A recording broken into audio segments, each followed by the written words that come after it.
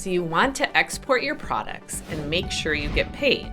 But before your goods leave the country, there's a not so glamorous but absolutely critical part of the process you can't skip: the paperwork.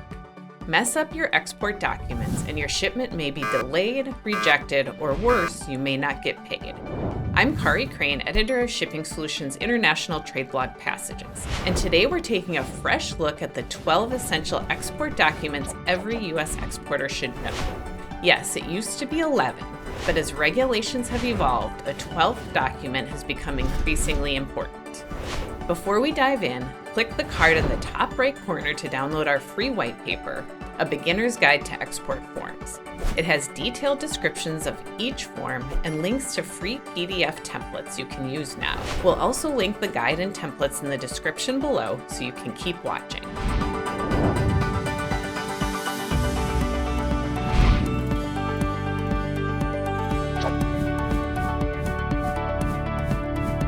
These are the 12 export documents you need to understand as an exporter. A Proforma Invoice kicks off your export transaction. It's your official quote to an international buyer and often required so they can apply for financing, import licenses, or a letter of credit.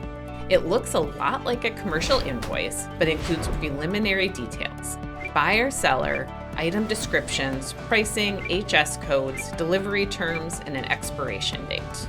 Once the buyer places the order, the commercial invoice becomes your official record of the sale. It's used by customs, freight forwarders, and banks. Be sure to include payment details, order references, and insurance information. Just remember, this is not the same as your ERP system's invoice. More than a domestic packing slip, this document lists all items in the shipment, package weights, and dimensions in metric and imperial, and identifying marks. It's used by customs, forwarders, and if cargo is lost or damaged, to file an insurance claim. Many countries require a certificate of origin to verify from where your goods originated. It may need to be signed by an official organization like a Chamber of Commerce or a country's consulate office. The good news is you no longer need to go through the old, time-consuming, expensive process where you manually create a certificate, deliver it to a chamber, and rely on an expensive courier service to help with the process. Today, you can quickly and affordably create an electronic version, or an ECO.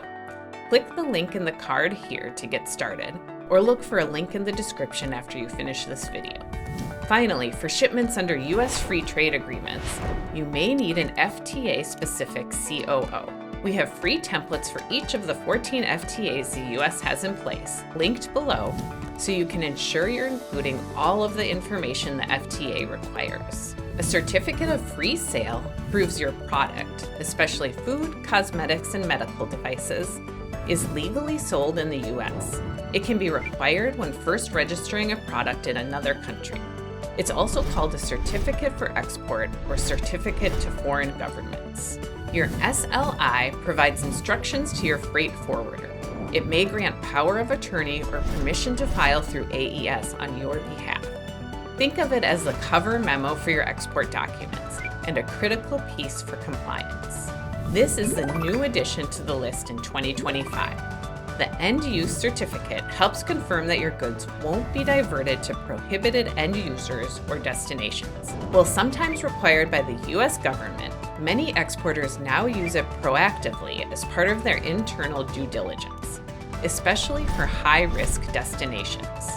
An inland bill of lading shows the handoff of goods from your facility to a warehouse, port, or forwarder.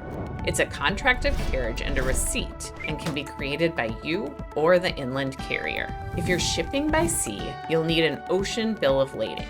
This document serves two essential functions. It's a contract of carriage between you and the ocean carrier, and in some cases, a document of title. There are two main types. A straight bill of lading is non-negotiable. It's consigned to a specific named consignee, and that person must present a signed original to take possession of the goods. This type is commonly used when payment has already been made or when trust between parties is high. A negotiable bill of lading is consigned to order or to order of shipper and is typically endorsed and sent to a bank in the buyer's country. The bank releases the document and the goods only after payment or other conditions under a letter of credit or documentary collection have been met. For air shipments, you'll use this non-negotiable document. An air waybill is distributed by the International Air Transport Association. It acts as a receipt and contract of carriage. If your goods are hazardous under IATA or IMO definitions, you must include proper documentation, like the IATA Shipper's Declaration for Air or the IMO form for ocean. Make sure the appropriate people at your company are trained to properly package, label, and document these kinds of shipments. A bank draft is used to exchange payment for control of your goods. Your bank forwards documents to the buyer's bank, which only releases them once payment is authorized. Those are the 12 export documents you need to understand if you want your shipments to move smoothly and your payments to arrive on time. If you're still manually filling out all of these forms, let us help. Click the link on the screen to download a beginner's guide to export forms. It explains each form in more detail and gives you access to free PDF templates you can start using right away. If you're ready to fill out your forms faster and with fewer errors, watch the video linked here to see how Shipping Solutions works.